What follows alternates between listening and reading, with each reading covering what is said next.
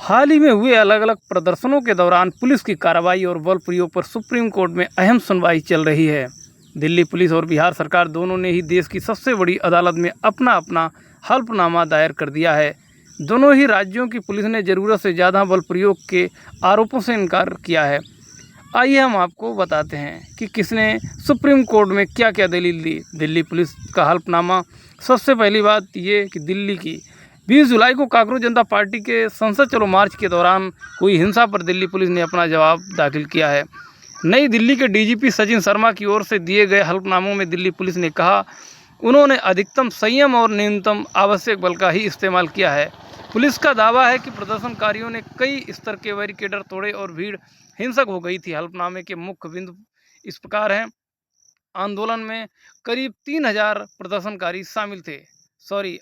आंदोलनों में करीब 30,000 प्रदर्शनकारी शामिल थे, जिसमें कई दंगाई भी थे। सुरक्षा के लिए 5,000 पुलिसकर्मी और 3600 बैरिकेड लगाए गए थे। हिंसा में 2 से 40 सुरक्षाकर्मी और 200 प्रदर्शनकारी घायल हुए।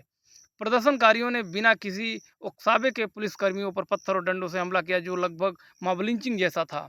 पुलिस ने यह भी साफ किया है कि 20 जून के बाद से धरने की कोई अनुमति नहीं थी और नई दिल्ली में पहले से ही बीएनएस की धारा 163 लागू थी। बिहार पुलिस का हल्फनामा। दूसरी तरफ बिहार सरकार ने भी छात्र प्रदर्शनों में सुप्रीम कोर्ट में अपना पक्ष रखा है।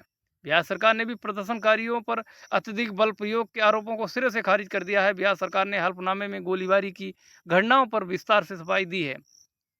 सरकार ने माना है कि सिवान में भीड़ में फंसे एक कांस्टेबल ने AK-47 से हवा में 4 गोलियां चलाई थी, लेकिन इसमें कोई घायल नहीं हुआ था। उस कांस्टेबल को निलंबित कर विभागीय जांच शुरू कर दी गई है। हाथी चौक के पास एक एएसआई ने भीड़ हटाने के लिए 9 mm पिस्टल से 2 गोलियां चलाई थीं, जिसमें प्रदर्शनकारियों को कोई भी नुकसान नहीं हुआ। 22 जुलाई से 25 जुलाई के बीच बड़े पैमाने पर हिंसा और पत्थरबाजी हुई। इनमें से 157 पुलिसकर्मी और 7 सरकारी कर्मचारी घायल हुए थे।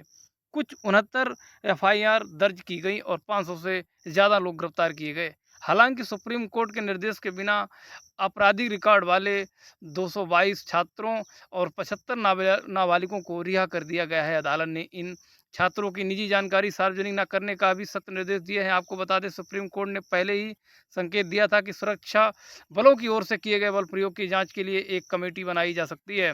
पहले दिल्ली पुलिस, अब बिहार सरकार के हल्फनामों के सामने आने के बाद देखना होगा कि देश की सबसे बड़ी अदालत अगला क्या कदम उठाती है।